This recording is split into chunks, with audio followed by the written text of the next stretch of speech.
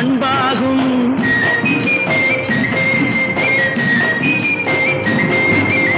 உண்மை என்பது அன்பாகும், பெரும் பணிவு என்பது பண்பாகும். இந்த 4 கட்டளை அறிந்த மனதில் எல்லா நன்மையும் உண்டாகும், எல்லா நன்மையும் உண்டாகும். 6 மனமே 6, அந்த ஆண்டவன் கட்டளை 6.